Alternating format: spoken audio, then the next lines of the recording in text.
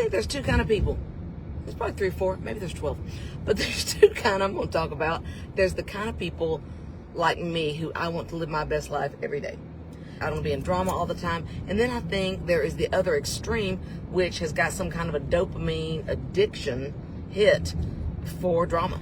And they have gotten hooked on being mad, being upset, having something to fight about. Okay, this day could be my last day.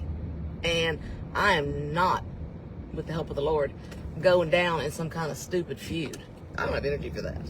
I got energy for a lot of things, but not for a bunch of foolishness. I am trying to, as the kids would say, speak my truth. What people see as truth is really guided by the paradigm in which they live, the background experiences they've had. So tell the truth as I see it and tell it as kindly as possible. So let's talk about the movie. Understanding that I speak on behalf of no one, I speak for me. So the documentary is not that popular in Natchez, but even then I hesitate to say that because that's out of my sampling size. I have not taken a poll of the 15,000 people that live in Natchez. I am very level-headed, and a lot of it's not because I'm just so great and so brilliant.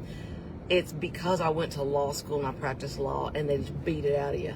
They change your frontal cortex. The whole way you're successful as an attorney is to be able to understand and anticipate the other side.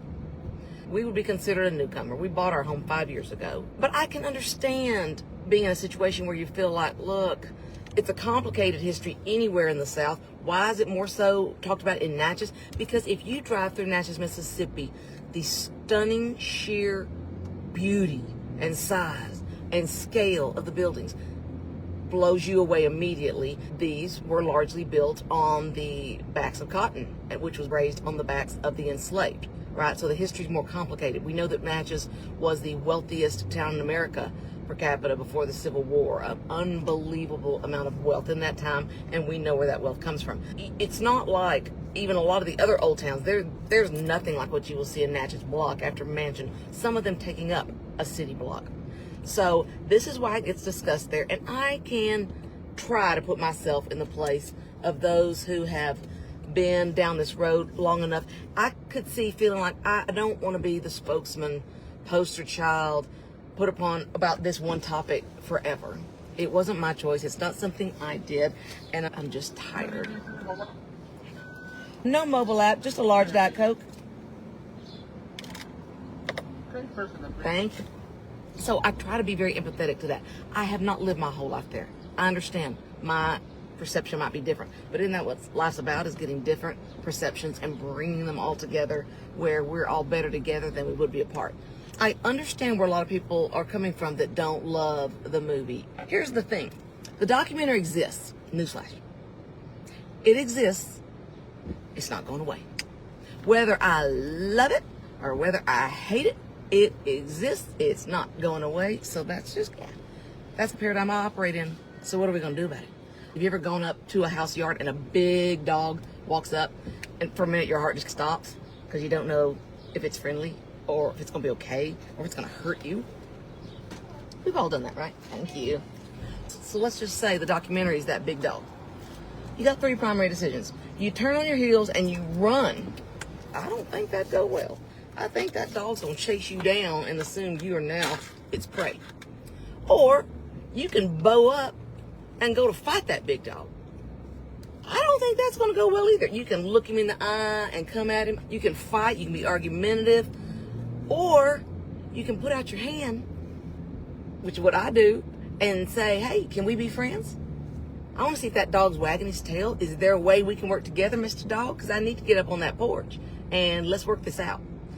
That's my theory with this. I'll still have people say things like, their intent when they made this movie was X, Y, and Z. My answer in my mind, at least, is so. Their intent with this was to do this and this to make us look bad. What does that get you? Who cares? The documentary exists. It literally doesn't matter. People are like, have you seen this interview where they said, I was like, so people going to see this movie, and the documentary, by the way, is now available on Amazon Prime as a few days ago. If you want to watch it, or you can wait till May 11th. It's supposed to be out on PBS for free streaming at that point. So y'all can check that out. These motives, and then the people get into why they did it. They came down, they found it, they blah, blah, blah, blah. And I'm like, I think it's the lawyer in me again. I'm like, yes. So this is just not relevant. This is not admissible in a court of law because it has nothing to do with the fact that the documentary exists. How are we going to deal with it? To me, if I'm not a racist, which I'm not to the best of my ability, right? No one ever says they don't have room for growth. But if I'm not a racist, what am I scared of? And a lot of people I know that are scared of this are so not racist. I know these people well. I know their loving heart, and they're still afraid, and that's what gets me. Because the first time, I was nervous. I was very nervous when we flew to New York to go watch it. I was not nervous that I was going to say something bad, because I know I don't think that way, and I don't talk that way. I was nervous that, here's a worst case example, and this did not happen. A worst case example would be somebody says something bad and racist on screen, and they cut to a different section of film where they catch you nodding and smiling because something else had been said in that moment, right? That's a worst case scenario. So of course you're afraid of that. That did not happen from what I could see from the scene that Wes and I are in.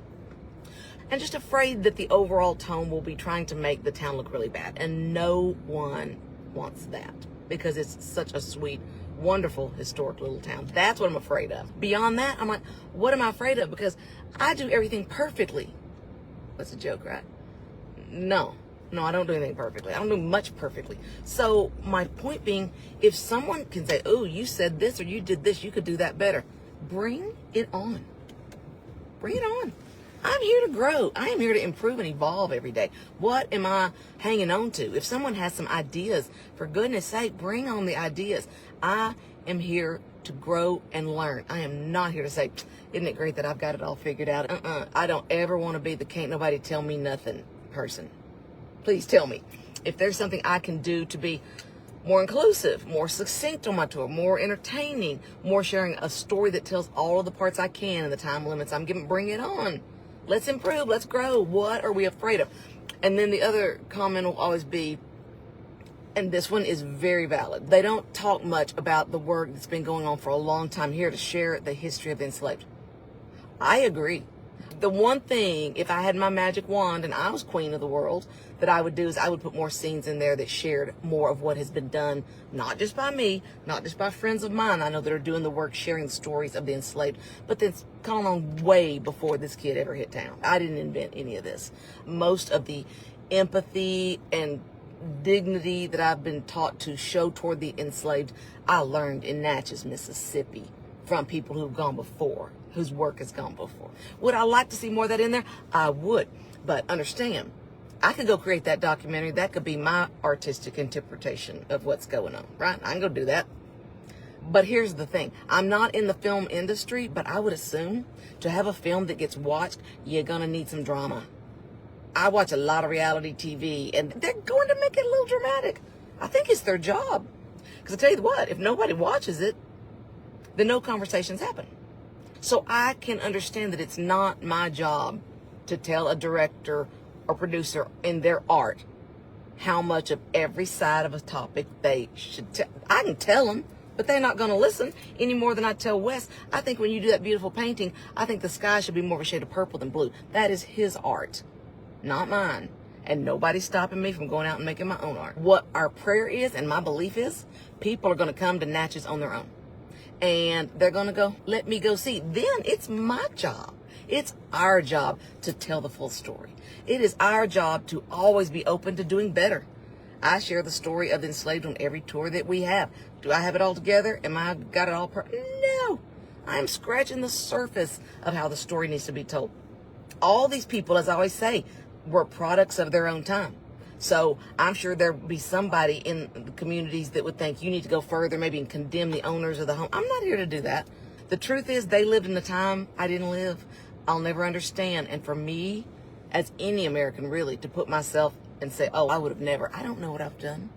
Chances are, I hate to say it, chances are I would have done what everybody around me in my world was doing and had been taught my whole life that was the way things were. I probably would have. So I'm not here in my tours to castigate anyone. I'm here to honor and share the lives of everyone who lived in this home, whether free or enslaved. And we're going to tell their stories. Now you take the stories that we have, the letters, the diaries, the entries, you take them and you decide how you want to feel about that. It's just not my place. What is my place is to say, come to Natchez and see for yourself. And I believe people will. I'm going to make up a fake number here because I'm going to pull it out of the air. Let's say 20% of people watch this film and go, oh, those must be bad racist people. I'm not going there. Not going there. Those people weren't coming anyway. That's my belief. Those people weren't coming anyway. But let's say my number is accurate and 80% go, I might want to go to see that place myself. It looks interesting. It looks eccentric. It looks quirky. It is all of those things.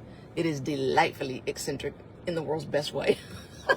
It's a fun place. It's a complicated place. One reason I wanted to buy a home in Natchez, Mississippi, I miss a little more complicated story. I miss a little richer, deeper texture and tapestry of life. I miss sometimes hard conversations that don't exist as much in a place like Fredericksburg, Texas.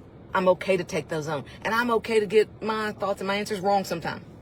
But I want to learn and grow. And I believe that 80% are going to say, I might want to go there one of these times. And then it's our job, our privilege, our responsibility to show them the best of Natchez, the inclusivity. And if it's not inclusive, what can we do to fix that? My one heartbreak is out of the 938 people that toured our home in 6 days back in March, 2 were African American. I would love to see that number increase. And I've got some folks I want to talk to in Natchez about that when I get back, that I've been wanting to have a sit down with and say, is that because maybe the African American community feels unwelcome? Is it because they just aren't interested in this history? That's fair. I got a whole lot of friends that aren't really interested in this history. Because of the color of your skin, you don't need to have to be interested and want to hear our tour. I get that. But what I'd never want it to be is because they haven't heard or learned or felt that they would be more than honored guests. So for me, it's all about exposing people to Natchez. Come down and let us make our own impression on you. And that's on us. That is on us to take it from here. It is not the director's job to give us a Chamber of Commerce piece, but not as many people watch them. So if you want to get eyeballs, you need to do something like this. My big takeaway is you don't need to be pro-documentary for us to be friends. However, I need you not to ask me not to support the documentary for us to be friends. There is room on this great planet for differences of opinions. That's the spice of life, and that's how we move forward, is by sharing different opinions. So I'm fine with it if you don't care for it. I'm just telling you, if your thing is they did this to us, they did that, you know, in the back of your head, you're going to hear me saying, and how does that move the conversation forward? And what does that have to do with anything? What if their intent was to make the meanest, horrible thing about Natchez they could? What's out there exists. What are you going to do about it? What do we do about it? Are we weak victims? Are we empowered to go, now let's tell, what did Paul Harvey call it? The rest of the story. That's on us. Let's go tell the rest of the story, guys. Natchez is an incredible place. I believe this is going to give us eyeballs. So if you've ever thought about coming to Natchez, come down and decide for yourself. Come on down and meet the good people of the town, and I think you'll be surprised. Now, I'm going to stop preaching at you now because I got to go buy some flowers here for my flower pots at the Walmart. But that's what I think about it. Y'all go to town now.